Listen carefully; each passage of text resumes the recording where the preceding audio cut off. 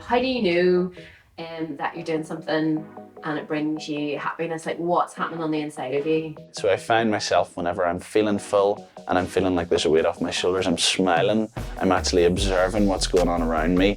I'm taking a little bit of time away from maybe the busyness of my everyday life, and I'm just enjoying being in nature. On the inside, that really feels like a real sense of fullness and a real sense of a full chest that I can just express that through smiling or through laughing with friends. Can you think of a time in your life when what made you happy was no longer possible, was taken away?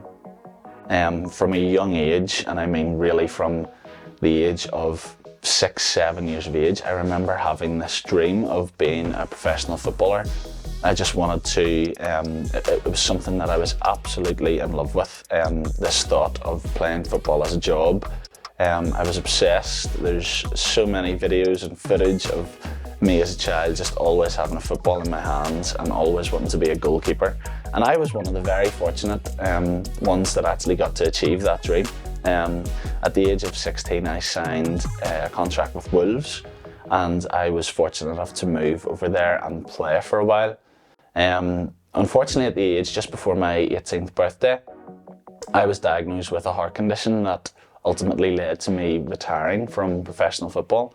And that was a really difficult period in my life, a period where I felt of a lot of other emotions other than happiness. And I suppose looking back at that period in my life, I actually felt guilty if I ever felt happy after that for a little while.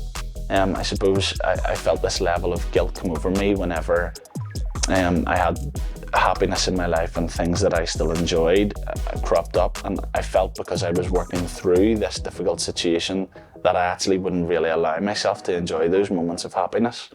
And I suppose that was a real journey for me. That was something that I had to navigate through with the help of family and friends, and they were so supportive in that.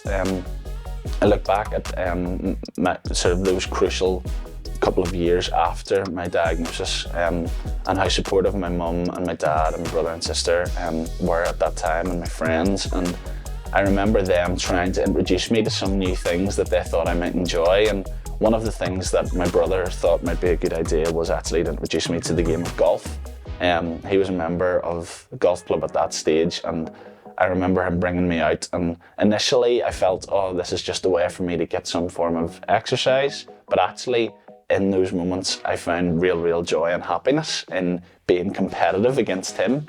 And so that sort of started a journey of me realizing that one of the things I was missing from football was competition and competitiveness.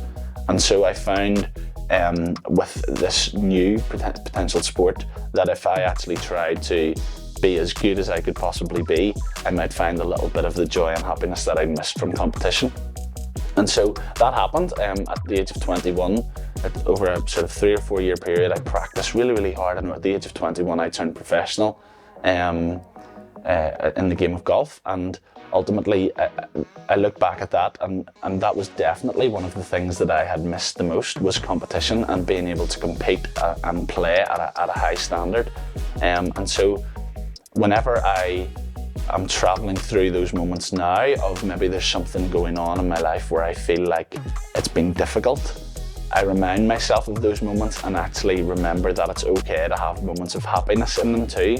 And we all journey through different things, and we all journey through difficult times, but actually there will be moments in our everyday lives where we experience happiness, and that's really important. It's really important to cling on to those moments.